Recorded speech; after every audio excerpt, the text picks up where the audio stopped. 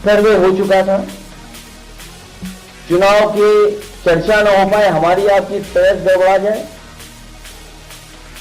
इसलिए जानबूझ करके सुबह सर्वे की टीम भेजी जिससे माहौल खराब हो जाए, कोई चुनाव पर चर्चा न कर सके।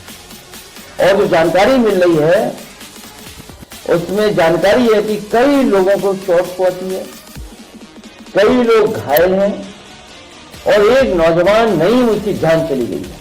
पहले उत्तर प्रदेश के बहराइच को हिंदू मुस्लिम के आग में झोंक दिया गया और अब संभल को जलाया जा रहा है। क्या इस देश के हुक्मरानों को और इस देश की न्यायपालिकाओं को अब मस्जिद के नीचे मंदिर ही ढूंढने का काम दिखाई देता है और अन्य मुद्दों पर कोई काम इनको दिखाई नहीं देता है? एक तरफ अमेरिका अडानी को गिरफ्तारी वारंट जारी कर रहा है जिस पर सरकार कोई ध्यान नहीं दे रही है, उस पर कोई छानबीन नहीं बैठा रही है और न्यायपालिकाएं भी उसकी जांच के लिए ना तो ईडी को आदेश दे रही है और ना ही सीबीआई को आदेश दे रही है। और मस्जिद के नीचे मंदिर ढूंढने का ऑर्डर न्यायपालिकाएं दे रही है और सरकार मस्जिद के नीचे मंदिर ढूंढने में लगी हुई है। अभी देश में बड़े बड़े मुद्दे निकल करके आए। एक तरफ अडानी महाघोटाले को उजागर किया है अमेरिका ने बताया है कि अमेरिकी इन्वेस्टर से पैसा लेकर के अडानी भारतीय अधिकारियों को घूस खिलाया है, यानी कि भारत में घूस दिया है और उसके खिलाफ वारंट जारी कर रहा है अमेरिका। और उस खबर को छुपाने के लिए, उसको दबाने के लिए एक हिंदू मुस्लिम का आग फेंक दिया जाता है। उत्तर प्रदेश में ये संभल में ये जो दंगा जल रहा है, आप देखेंगे अखिलेश यादव ने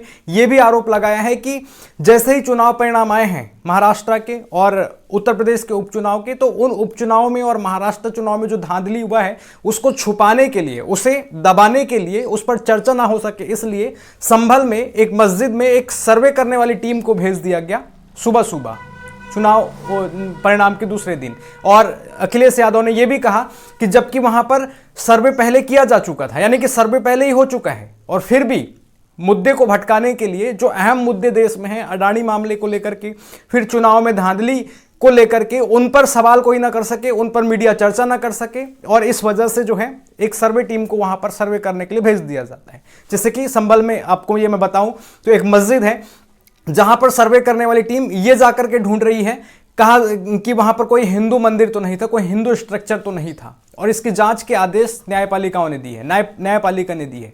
आप देखेंगे इतने बड़े बड़े मुद्दे हैं जिन पर कोर्ट का फैसला समय पर नहीं आ पाता है। उत्तर प्रदेश में ही आप देखेंगे पुलिस भर्ती को लेकर के किस प्रकार से आंदोलन हुआ, वहां पर यूपी पीएससी को लेकर के, भर्ती को लेकर के आंदोलन हुआ, जिन पर फैसला आना चाहिए, न्यायपालिकाओं से सरकार को फटकार लगाया जाना चाहिए, लेकिन उन पर सरकारों का ध्यान नहीं और न्यायपालिकाओं का ध्यान नहीं है। केवल और केवल इस देश में आग लगाने पर इनका जोर लगा हुआ है, इनका आग लगाने, हिंदू मुस्लिम दंगे को भड़काने पर ही ये लगे हुए रहते हैं। इसको लेकर के ये भी देखिए कि अभी उत्तर प्रदेश की 9 सीटों पर उपचुनाव हुए विधानसभा के, और जहां पर कई धांधलियों के आरोप लगे हैं। चुनाव वोटिंग के दौरान ही हमने देखा कि किस प्रकार से लोगों को रोक करके पुलिस उनके आई कार्ड चेक कर रही थी, उनके ऊपर बंदूक तान रही थी, उनको वोट देने से रोक रही थी। कई पुलिस कर्मचारियों को जो है सस्पेंड किया गया, लेकिन सस्पेंड करने से क्या होगा, फिर से सरकार अभी उनको बहाल कर देगी, चुनाव परिणाम आ गए हैं तो। और जैसे ही चुनाव परिणाम आते हैं उसे सब स्वीकार कर लिया जाता है, लेकिन उसके पीछे जो घटनाएं घटी उसे नजरअंदाज कर दिया जाता है। वहां पर वोटिंग के दौरान किस प्रकार से लोगों को, मुसलमानों को वोट नहीं डालने दिया गया, किस प्रकार से उनके ऊपर पुलिस ने बंदूक तानी थी, ये किसी से छुपा नहीं है, जग जाहिर है। और उसी प्रकार से जो परिणाम आए हैं उसको लेकर के अखिलेश यादव ने कहा है कि वहां पर बूथ कैप्चरिंग हुई है, डिजिटल बूथ कैप्चरिंग हुई है, और इसी वजह से हम हारे हैं और वहां पर चुनाव परिणाम हमारे पक्ष में नहीं आया है। ये आरोप समाजवादी पार्टी के प्रमुख अखिलेश यादव लगा रहे हैं। और एक उदाहरण आप देखिए, वहां पर जो बाई इलेक्शन हुए हैं उत्तर प्रदेश में, तो वहां पर आप कुंदरकी विधानसभा सीट में देखिए जहां पर भाजपा के प्रत्याशी जीते हैं रामवीर सिंह 1,70,000 वोटों से, और समाजवादी पार्टी के मोहम्मद रिजवान को केवल 25,000 वोट मिले हैं। और इसी प्रकार से चांद बाबू जो आज़ाद समाज पार्टी के हैं उन्हें 14,000 वोट मिले हैं। और इस विधानसभा सीट की अगर हम बात करें तो यहाँ पर 64% मुस्लिम आबादी है, यानी कि कुंदरकी विधानसभा क्षेत्र में 64% मुस्लिम आबादी है, और वहाँ पर भाजपा का प्रत्याशी जीत गया रामवीर सिंह, हिंदू होते भी। यानी कि एक तरफ तो आप देखते हैं किस प्रकार से भाजपा के आने के बाद उत्तर प्रदेश में और देश में हिंदू मुस्लिम आग को भड़काया गया है, और मुसलमानों के साथ किस प्रकार का भेदभावपूर्ण रवैया भाजपा ने अपनाई है, उत्तर प्रदेश की सरकार ने अपनाई है। ये हमेशा हर दिन हमको देखने को मिलता है। बुलडोजर जब चलाना होता है तो मुसलमानों के घर में चलाना होता है, और किसी प्रकार से दंगे भड़काने होते हैं तो उनको उकसाया जाता है। और इस प्रकार के अन्याय होने के बाद भी कुंदर की विधानसभा सीट से भाजपा का प्रत्याशी जीत गया, जो सवालिया निशान है। और उसी को लेकर के अखिलेश यादव सवाल कर रहे हैं कि ऐसा कैसे हो सकता है, यानी कि अगर 64% मुस्लिम आबादी है वहां पर भाजपा जीत जा रही है पूरे 10 साल तक हिंदू मुस्लिम करने के बाद भी, तो इससे तो यही अनुमान लगाया जा सकता है कि भाजपा ने अच्छा काम किया है वहां पर, जबकि ऐसा तो जमीनी स्तर पर कुछ चीजें दिखाई देती नहीं है हमको। और या फिर ये हो सकता है कि कुंदर की विधानसभा सीट के जो रामवीर सिंह थे प्रत्याशी, उन्होंने मुस्लिम टोपी लगा ली इसलिए चुनाव जीत गए। भाजपा के नेता नरेंद्र मोदी, योगी आदित्यनाथ तो कभी मुस्लिम टोपी लगाते नहीं है। हाँ, विदेशों में जाकर के शेखों के साथ बैठेंगे, अमीर जो लोग होंगे उनके साथ जाकर के बैठेंगे, जैसे धीरेन्द्र शास्त्री भी आप देखेंगे तो बाहर जाएगा मुस्लिम राष्ट्र में, कंट्री में, तो वहां पर बढ़िया दोस्ताना हरकतें दिखाएगा, दोस्ती दिखाएगा शेखों के साथ बैठ करके, और यहाँ देश के भीतर मुसलमानों के खिलाफ आग बबूले बयान देंगे, भड़काने वाले बयान देंगे। इस प्रकार की हरकतें होने के बाद भी कुंदर की विधानसभा सीट भाजपा जीत गई, जिसको लेकर के सवाल किया जा रहा है।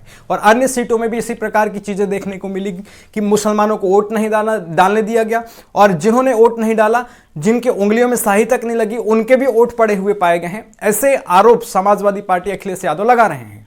इस प्रकार की घटनाएं उत्तर प्रदेश में हुई हैं, और इन सब खबरों को छुपाने के लिए ही जो है सर्वे टीम को भेजा गया था मस्जिद में, ये बात अखिलेश यादव कह रहे हैं, और इसी प्रकार की चीजें वहां से निकल करके आ रही है। दूसरी तरफ आप देखेंगे तो इसको लेकर के कि क्या ये मस्जिदों के नीचे ही हम मंदिर ढूंढते रहने से हम देश को विकसित बना लेंगे, या इससे क्या होगा? इससे तो केवल आग ही भड़केगा, हिंदू मुस्लिम नफरत की आग भड़कती जाएगी। तो कुछ चीजें कानून के दायरे में रह करके करना चाहिए, और कुछ जो चीजें हैं, जैसे कि एक कानून बना था 1991 में, और उस समय वर्शिप एक्ट लाया गया था, जिसमें कहा गया था कि 1947 के समय जो स्ट्रक्चर था, हिंदू स्ट्रक्चर, जो मुस्लिम स्ट्रक्चर देश में थे, वो वैसे ही बरकरार रहेंगे, उनमें किसी प्रकार का बदलाव, और किसी मस्जिद के नीचे मंदिर और मंदिर के नीचे मस्जिद नहीं ढूंढा जाएगा। ऐसे कानून 1991 में वर्शिप एक्ट के तहत बनाया गया था, और उसी में यही बात कही गई थी, और वही चीजें अभी तक चल रही थी। लेकिन अब देख रहे हैं कि हम हर मस्जिद के नीचे शिवलिंग खोजने की जिद चली पड़ी है, मंदिर खोजने की जिद चली पड़ी है, और मस्जिद के नीचे हिंदू स्ट्रक्चर खोजने की जिद चली पड़ी है। लेकिन इससे हो क्या रहा है? दंगा भड़क रहा है, हिंदू मुस्लिम में भेदभाव बढ़ रहे हैं, और मारो काटो की स्थिति उत्पन्न हो रही है। आपको यहां पर समझने की जरूरत यह भी है कि इतिहास वो है जिसे हम बदल नहीं सकते। इसे ना आज के हिंदुओं ने बनाया और ना ही आज के मुसलमानों ने, ये उस समय घटा। हर मस्जिद में शिवलिंग क्यों देखना है?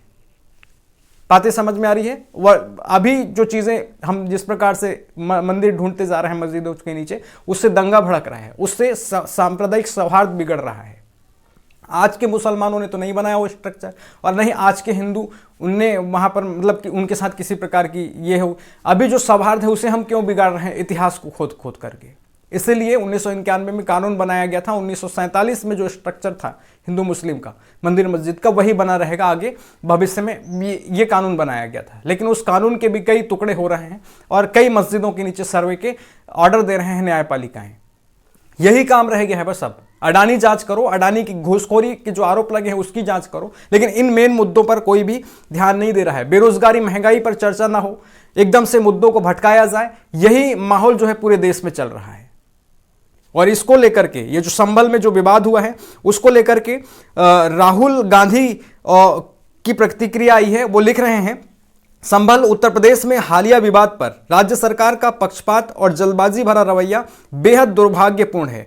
हिंसा और फायरिंग में जिन्होंने अपनों को खोया है उनके प्रति मेरी गहरी संवेदनाएं हैं। प्रशासन द्वारा बिना सभी पक्षों को सुने और असंवेदनशीलता से की गई कार्रवाई ने माहौल और बिगाड़ दिया और कई लोगों की मृत्यु का कारण बना, जिसकी सीधी जिम्मेदारी भाजपा सरकार है।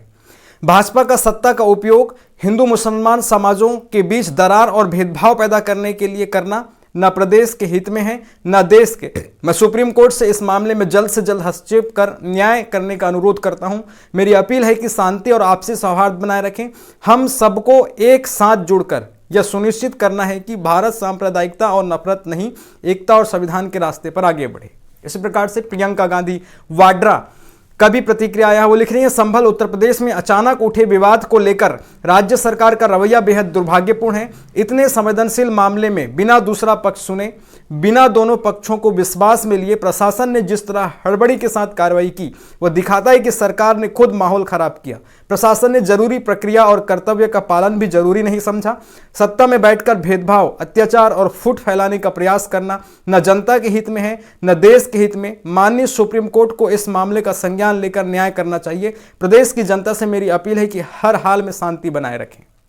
और इसी प्रकार से आप देखेंगे, अभी संसद का सत्र चल रहा था, राज्यसभा की बैठक चल रही थी, उसे भी स्थगित कर दी गई है कल तक के लिए, जिसको लेकर के इमरान प्रतापगढ़ी ने कहा है कि ये जरूरी मुद्दों जैसे कि अडानी मामले और संभल के मुद्दे पर चर्चा होगी, चर्चा करेगी विपक्ष, सवाल उठाएगी, इसलिए राज्यसभा के बैठक को जो है स्थगित कर दिया गया कल तक, ऐसा आरोप उन्होंने लगाया है भाजपा के ऊपर। तो ये यहां पर मुद्दे हमको देखने को मिल रहे हैं और ये हिंदू मुस्लिम का आग लगाया जा रहा है जबरदस्ती, ये चीजें यहां पर देखने को मिल रही है। और बड़े बड़े मुद्दों से ध्यान भटकाने के लिए इस प्रकार के हिंदू मुस्लिम के मुद्दे छेड़े जा रहे हैं। उस मस्जिद के नीचे सर्वे हो चुका था, फिर भी चुनाव परिणाम आने के दूसरे दिन वहां पर जो है सर्वे टीम को भेजा गया ताकि दंगा हो, और चुनाव में जो धांधली हुआ, चुनाव में जो वोट नहीं करने दिया गया, और जिन्होंने वोट नहीं, जिनकी उंगली में स्याही तक नहीं डला है, उनके भी वोट पड़े हैं, उस पर सवाल ना हो। 99% ईवीएम चार्ज पाए जा रहे हैं, उस पर सवाल ना हो।